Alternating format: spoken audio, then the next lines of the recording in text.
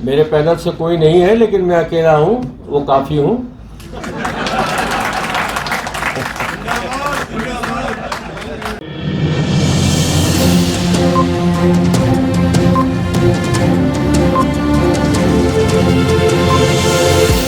झूठ से दूर, खबरों से भरपूर। और हम लोगों के सरपरस्त रहें या गाइड करते रहें और डांट भी देते हैं। कभी कोई चीज़ होती है, इनका डांटने का तरीका अलग है, मगर हम लोग समझ जाते हैं कि कुछ ना कुछ ऐसा कहना चाह रहे हैं। SGPM में भी इन्होंने मुझसे कुछ ऐसे कहा तो मुझे समझ में आ गया, उसको फॉलो किया मैंने। कमर अहमद साहब। अस्सलाम वालेकुम।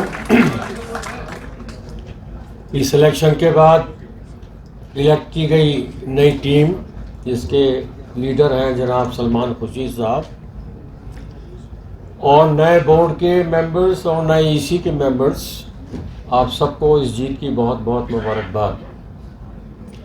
वो सारे मेंबरान जिन्होंने हम सबको सपोर्ट किया, वोट किया, उनका बहुत बहुत शुक्रिया। हम जितने भी पैनल लड़ रहे थे, कंटेस्ट कर रहे थे, बड़े फ्रेंडली एटमॉस्फेयर में लड़ रहे थे, कंटेस्ट कर रहे थे। कभी एक दूसरे के ख़िलाफ़ हम लोगों ने बातें चीतें नहीं की हैं, और इलेक्शन भी जिस माहौल में यहाँ हुए वो भी एक बड़ी काबिल तारीफ़ बात है।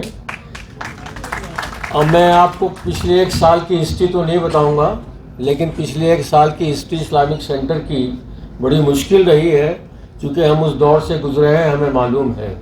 और उस दौर से गुजरने के बाद ही ये दिन आया कि नया इलेक्शन हुआ और नई बोर्ड कॉन्स्टिट्यूट हुई है। मैं बोर्ड में अब चौथी बार आऊँगा।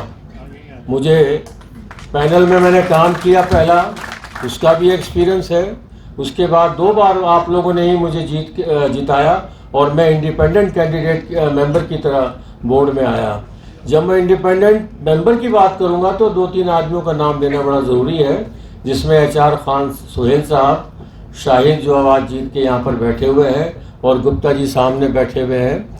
ये लोग इलेक्शन भी साथ लड़े थे और मुझे जिताने में इनका बड़ा अहम रोल रहा था। और ये चौथा दौर है। मेरे पैनल से कोई नहीं है, लेकिन मैं अकेला हूं, वो काफ़ी हूं।